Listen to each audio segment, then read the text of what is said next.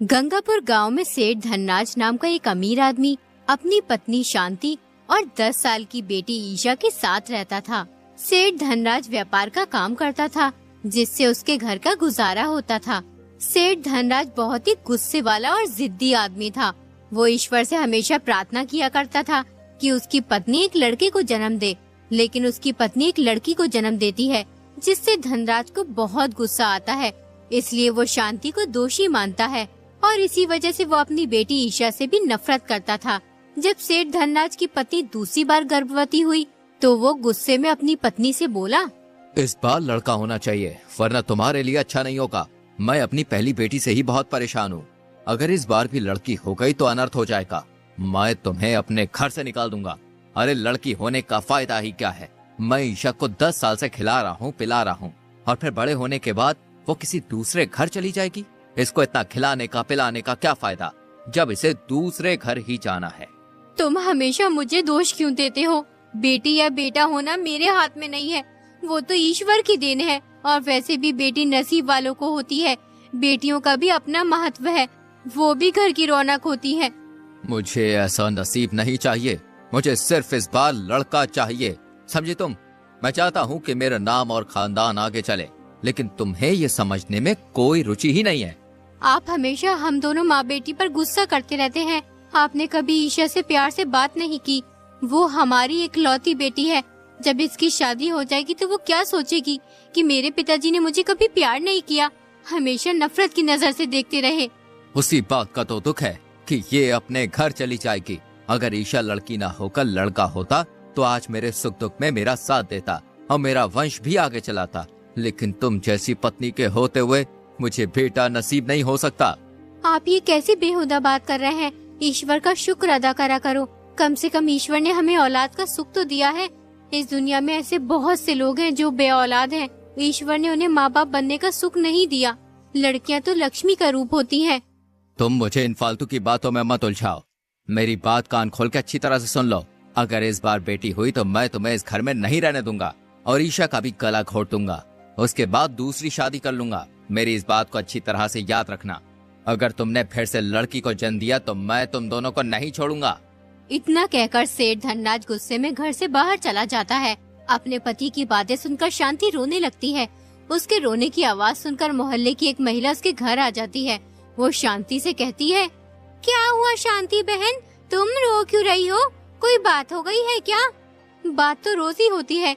ईशा के पिताजी कह रहे थे कि इस बार बेटा होना चाहिए, वरना तुम दोनों माँ बेटी को घर से निकालकर दूसरी शादी कर लूंगा। बहन तेरा पति भी हद करता है। औलाद तो ईश्वर के आशीर्वाद से मिलती है। बेटा या बेटी पैदा करना क्या इंसानों के हाथों में है? बच्चे तो खुशियों का प्रतीक होते हैं। हमें उन्हें प्यार और शिक्षा देने पर ध्यान देना चाहिए। बेटा हो या बेटी, इस बात से कोई मतलब नहीं रखना चाहिए। लेकिन मेरे पति इस बात को मानने के लिए तैयार ही नहीं है। उन्हें तो लड़की के नाम से ही चिढ़ है। वो चाहते हैं कि इस बार मैं लड़की को जन्म दूं। मुझे तो हर वक्त डर लगता रहता है।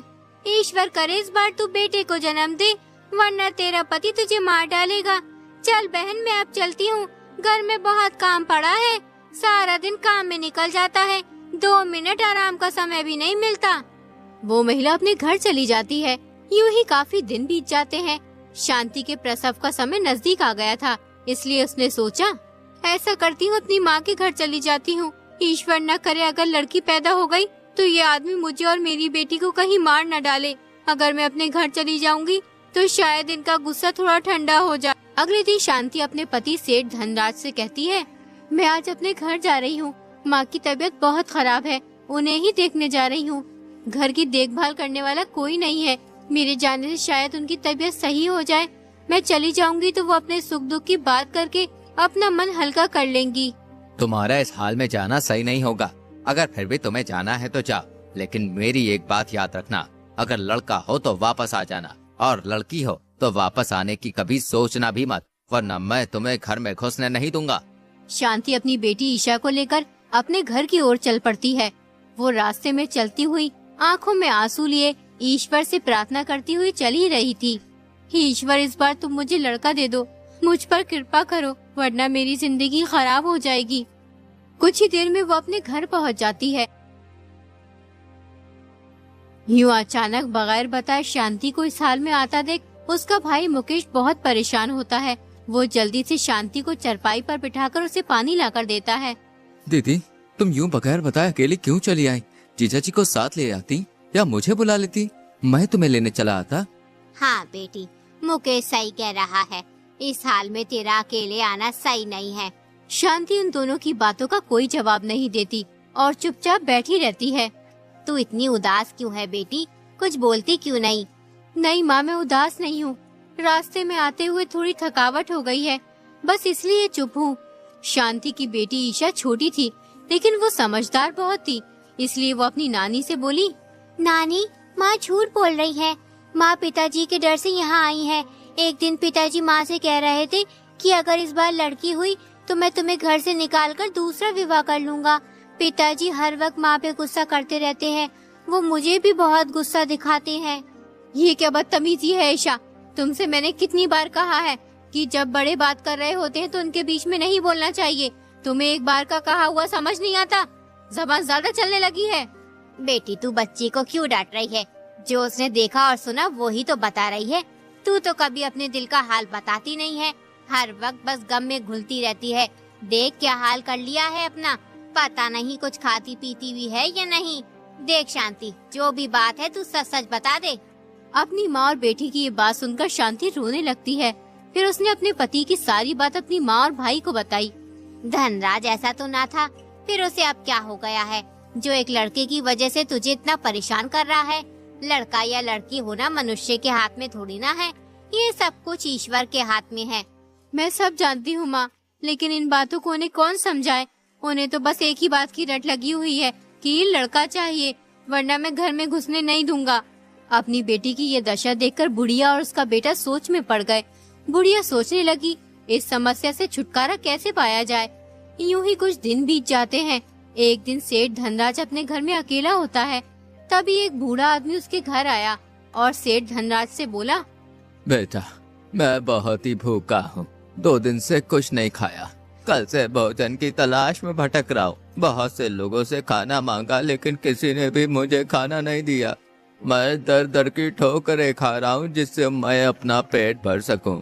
मेरी हालत इतनी बुरी हो गई है कि मुझे कुछ समझ नहीं आ रहा कि मैं क्या करूं। बेटा, मुझे पूरी उम्मीद है तुम मेरी मदद जरूर करोगे। मुझे कुछ खाने को दे दो, ईश्वर तुम्हारा भला करेगा। बाबा, मेरे घर में अभी खाने को कुछ भी नहीं है। मैं भी सुबह से भूखा ही हूँ क्योंकि मेरी पत्नी अपने मायके गई हुई है। मैं भी ज्यादातर अपने मित्रों के घर ही खाना खाता हूँ या फिर बाहर से मंगा कर खाता हूँ। पत्नी के घर पर ना होने से मुझे भी खाने में बहुत दिक्कत हो रही है, लेकिन मैं तुम्हें अपने घर से भूखा जाने नहीं दूंगा। तुम थोड़ी देर मेरा इंतजार करो, मैं अभी तुम्हारे लिए खाना लेकर आता हूँ। सेठ धनराज जल्दी से एक दुकान पर जाता है।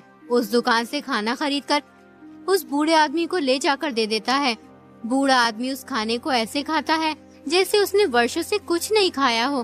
खाना खाकर वो धनराज को बहुत दुआ देता है। बेटा, तुम बहुत ही भले इंसान हो, तुमने मुझे खाना ला के खिलाया। मैं तुम्हारा ये एहसान जिंदगी भर नहीं भूलूंगा। वैसे बेटा, तू मुझे एक बात बता, तेरी पत्नी मायके क्यों चली गई? जब तुझे इतनी परेशानी हो रही है तो तू उसे ले क्यों नहीं आता, या फिर वो तुझे छोड़ के चली गई? बाबा, मेरी पत्नी मुझे छोड़ के नहीं गई है, वो अपनी माँ से मिलने गई है। मेरी पत्नी गर्भवती है और जल्द ही वो एक पुत्र को जन्म देगी। बेटा, तू इतने विश्वास के साथ कैसे कह सकता है कि तुम्हारी पत्नी पुत्र को ही जन्म देगी? हो सकता है कि वो पुत्री को जन्म दे। बाबा, मेरी पत्नी पुत्र को ही जन्म देगी, वरना मैं उसका कभी मुंह नहीं देखूंगा, उसे कभी अपने घर में घुसने नहीं दूंगा। पड़ी रहेगी जिंदगी भर अपने मायके, कभी उसे लेने नहीं जाऊंगा। बेटा, एक बात याद रखना, पुत्र या पुत्री इंसान के हाथ में नहीं है, ये सब ईश्वर के हाथ में है। तुम्हारी पत्नी गर्भवती है, इसलिए मुझे तुम्हारे घर में शुभ लक्षण नजर आ रहे हैं। बाबा, शुभ लक्षणों से आपका क्या मतलब है? मैं आपकी बात कुछ समझा नहीं। बेटा, बहुत जल्दी तुम्हारे घर एक पुत्री का जन्म होगा। उसके जन्म होते ही तुम बहुत अमीर हो जाओगे, क्योंकि ईश्वर ने तुम्हारी पुत्री के नसीब में बहुत धन दौलत रखी है। उसके पैदा होते ही तुम माला माल हो जाओगे। इसलिए बेटा, कभी भी पुत्र पुत्री में अंतर मत करना। क्योंकि सब अपने नसीब का अपने साथ लेकर आते हैं। बाबा क्या आप सही कह रहे हैं?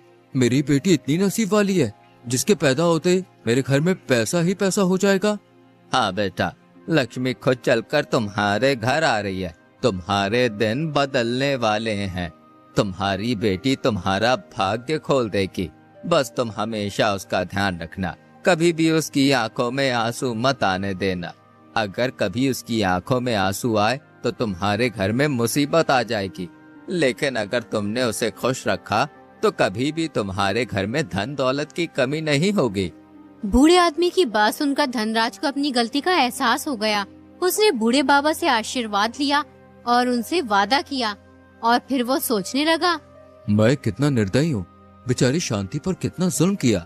मैंने कभी उसकी कोई बात ही नहीं सुनी, लेकिन आज मुझे शांति तुम्हारी कमी महसूस हो रही है। आज के बाद मैं अपनी बेटी और पत्नी को कभी भी दुख नहीं दूंगा और ना ही आने वाली बच्ची को कभी दुख दूंगा। वो तो मेरा भाग्य है, मैं उसे हमेशा खुश रखूंगा, कभी भी उसकी आंखों में आंसू नहीं आने दूंगा। मैं आज ही जाकर शांति को वापस ले आऊंगा। सेठ धनराज फौरन ही अपनी पत्नी को लेने उसके मायके चला जाता है और शांति को अपने घर ले आता है। धनराज के स्वभाव में बदलाव देखकर शांति उससे कहती है, क्या हो गया तुम्हें? पहले से बहुत पतले पतले लग रहे हो। तुमने तो कहा था कि जब तक लड़का पैदा ना हो घर में मत घुसना, फिर तुम मुझे क्यों लेने आ गए? अगर लड़की हो गई तो फिर आप क्या करेंगे? मुझसे गलती हो गई शांति, मैंने तुम्हें बहुत कष्ट दिया। लड़की या लड़का पैदा होना तुम्हारे हाथ में नहीं है, वो तो ईश्वर की देन है। वैसे भी लड़की हो या लड़का, अब मुझे इस बात से कोई मतलब नहीं। सब अपने अपने नसीब का अपने साथ लेकर आते हैं। धनराज में अचानक यूं परिवर्तन आने से शांति बहुत खुश होती है और ईश्वर का शुक्र अदा करती है।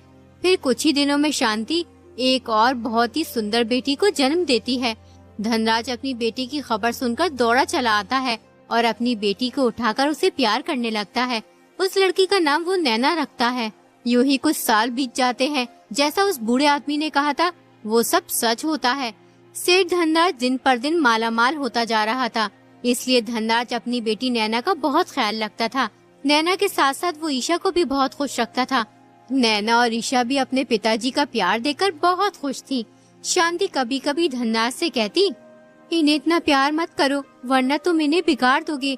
जिस चीज की जरूरत हो केवल वही लाया करो, क्योंकि जरूरत से ज्यादा चीज इंसान को बिगाड़ देती है। अरे भाग्यवान, मेरे पास ये सब धन दौलत इन्हीं के नसीब की वजह से तो है। अब इनके लिए नहीं लाऊंगा तो भला मैं किसके लिए लाऊंगा? हाँ, कह तो आप सही रहे हो। हमारी बेटियों ने तो हमारा भाग्य ही बदल कर रख दिया। इनकी वजह से आज हमारे पास सब कुछ है। यूं ही कई वर्ष बीत जाते हैं। अब दोनों लड़कियां बड़ी हो जाती हैं। एक दिन शांति अपने पति से कहती है, हमारी बेटियां बड़ी हो गई हैं, हमें इनकी शादी की फिक्र करनी चाहिए। लड़की की शादी जितना जल्दी हो जाए उतना ही अच्छा है। तुम सही कह रही हो शांति, मैं कोई अच्छा सा लड़का देखकर ईशा की शादी जल्द ही कर दूंगा। सेठ धनराज ने कुछ ही दिनों के अंदर अपनी बेटी ईशा की शादी कमल नाम के लड़के से कर दी। कमल बहुत ही अच्छा लड़का था। वो ईशा का हमेशा ध्यान रखता था। ईशा के शादी के कुछ दिन के बाद शांति अपने पति से बोली, देखो जी, हमने अपनी एक बच्ची की तो शादी कर दी। ईश्वर की दुआ से वो अपने ससुराल में बहुत खुश है।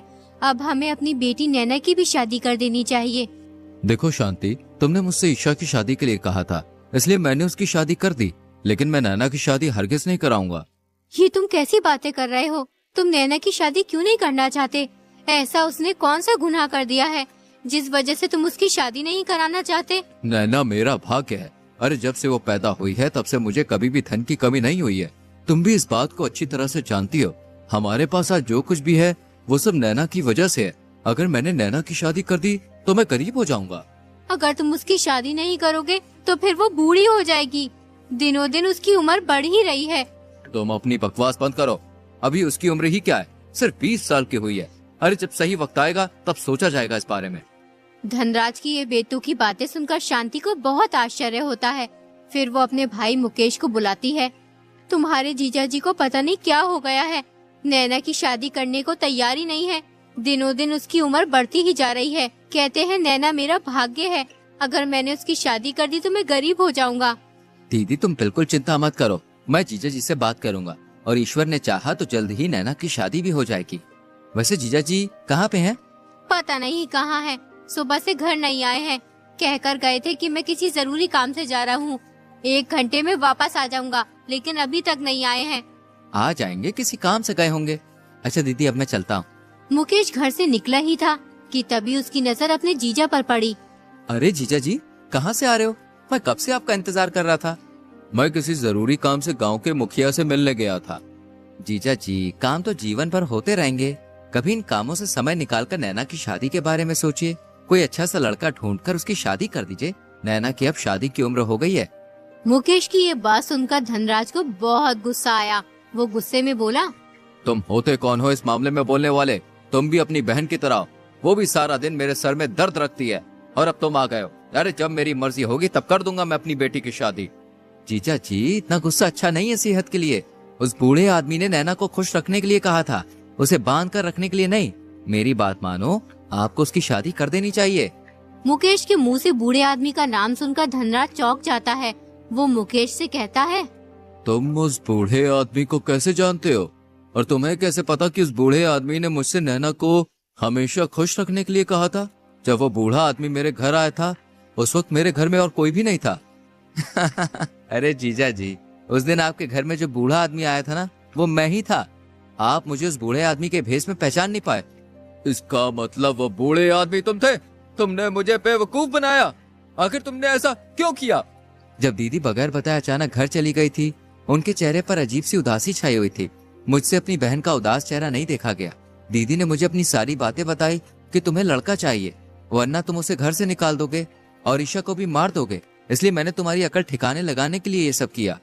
तुमने मेरे साथ अच्छा नहीं किया मुकेश। तुम्हारी वजह से मैं समझता रहा कि मेरे पास जो धन है, जो दौलत है, वो सब नैना के भाग्य की वजह से है। लेकिन वो सब झूठ था। तुम एक नंबर के धोखेबाज और फरेबी इंसान हो। तुम जैसे इंसान से मैं बात करना भी पसंद नहीं करता। आज के बाद तुम्हें मेरे घर आने की कोई जरूरत नहीं। इतना कहकर सेठ धनराज अपने घर चला गया। घर पहुंचते ही उसने नैना और शांति को परेशान करना शुरू कर दिया। वो शांति को उल्टी सीधी बातें कहने लगा। नैना ने पहली बार अपने पिता का ये रूप देखा था। जो पिता उसे हमेशा इतने लाड प्यार से रखता था, आज अचानक उन्हें क्या हो गया था? पिताजी, आपको क्या हो गया है? आपने कभी मेरी आंखों में आंसू नहीं आने दिए और आज आप मुझे इतना बुरा भला कह रहे हैं। मुझसे कोई गलती हो गई है तो मुझे माफ कर दीजिए, लेकिन मेरे साथ ऐसा व्यवहार मत कीजिए। चुप कर। तेरी वजह से मैं सालों से मूर्ख बनता रहा। अब मुझे तेरी कोई जरूरत नहीं। जल्दी मैं तेरी शादी कर दूंगा और फिर कभी तेरी शक्ल नहीं देखूंगा। धनराज ने कुछ ही दिनों के अंदर नैना की शादी कर दी। नैना की शादी होते ही धनराज पर मुसीबतों का पहाड़ टूट पड़ा। उसके सारे कारोबार बंद हो गए। वो कंगाल हो गया। लोगों का उस पर बहुत कर्ज हो गया। घर में सुबह शाम लोग तकाजा करने आने लगे। कर्ज की वजह से घर गिरवी रखना पड़ा। जब ईशा और नैना को अपने पिता की हालातों का पता चला तो वो तुरंत अपने घर चली आई। पिताजी, आप मेरे और दीदी के गहने बेचकर अपना कर्ज उतार दो। अपनी बेटियों की ये बातें सुनकर धनराज की आंखों में आंसू आ गए। उसका पत्थर जैसा दिल मोम का बन गया। वो बोला, मेरी बच्चियों, मुझे माफ कर दो। मैंने हमेशा तुम्हें बोझ समझा और हमेशा बुरा भला कहता रहा। मैं बहुत बुरा पिता हूँ। ईश्वर मुझे कभी माफ नहीं करेंगे। मैं बहुत बड़ा पापी हूँ। जीवन भर अपने मतलब के लिए सोचता रहा।